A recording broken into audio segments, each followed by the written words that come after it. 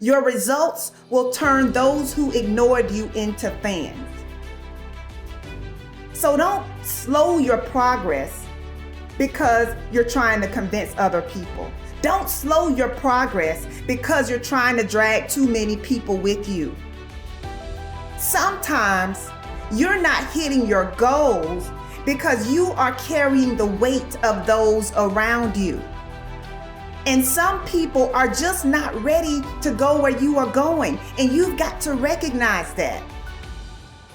Do not yield to distractions. Focus on you. So many people dream big dreams, but they never take any action. If you don't believe in yourself, you've already lost the battle. Not believing in yourself is a losing battle because either you won't try at all or you will convince yourself that you can't do it. And when you convince yourself that you can't do it, your results are going to confirm what you believe. And when your results confirm what you predicted, then you're going to say, see, this is who I am. Why should I even try? That is where you begin to fall short of your goals. You fall short of your goals when you predict that you're not going to hit them. And sometimes you're too focused on probability. You're asking yourself, well, what's the likelihood of this happening? Versus focusing on the possibility. Asking yourself, how would my life change if I accomplished this? Ask yourself that question. And don't wait on approval from anyone outside of you. And don't feel bad because you feel like no one is cheering for you. No, you've got to decide that you are your biggest fan. You've got to decide that you're going to finish what you started if you don't have one person supporting you. If nobody acknowledges you, acknowledge yourself.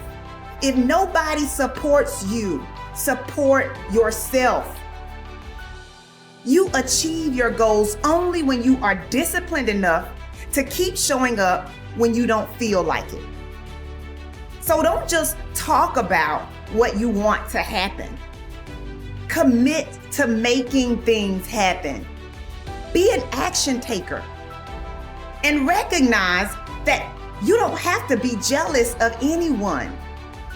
You don't have to compare yourself to anyone because you have the ability to create the life you want.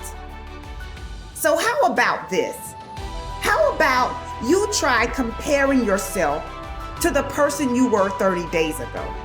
Over the last 30 days, have you learned and implemented something new? Are you mentally and emotionally stronger than you were 30 days ago? Have you stretched yourself or have you pursued comfort? These are the types of questions that you should be asking yourself. Why? Because winning requires focus. Winning requires intention. It's not enough to just do physical strength training. Physical strength training is not enough. You also have to train your mind to handle stressful situations. You also have to increase your capacity to handle rejection and disappointment.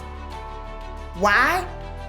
Because when you train your mind to be strong, you are less likely to quit when you encounter resistance. So what do you believe about you? How do you talk to you about you? Take a moment to think about what you've been saying to yourself about yourself. The good news is that your mind will believe whatever you tell it. So make sure that you are speaking your desires and not your fears. You get to choose how your mind serves you. You get to choose whether or not you will pursue peace or toss and turn at night because you're not seeing the results that you desire to see. Everyone is given 24 hours per day. Some people are super productive. while others are not productive at all. Some people set boundaries while others allow distractions to slow them down. If you only remember one thing that I shared, I want you to remember the importance of valuing every moment that you are gifted. For many years, I didn't realize how valuable my time was. In fact, during my battle with depression, I would use every free moment that I had to myself to cry. It could be while driving my car. It could be during my lunch break. I had literally developed a habit of using my free time as an opportunity to think about just how unfair my life was. But one of the best decisions I've ever made was the decision to put in the work necessary to have a rewarding and joy-filled life. After years of overwhelming sadness, I finally realized that I had been wasting time that I could never get back.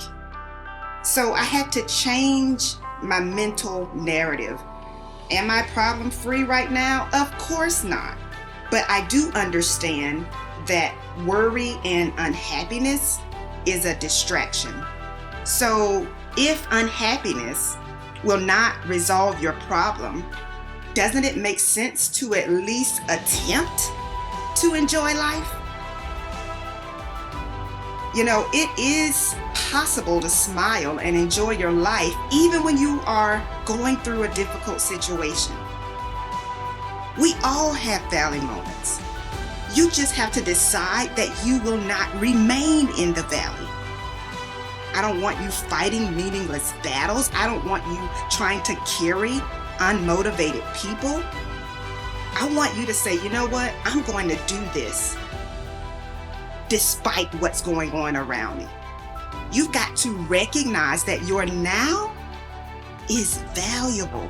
You've got to recognize that your now is critical to your success. So I have one last question for you. How will you use the gift of now?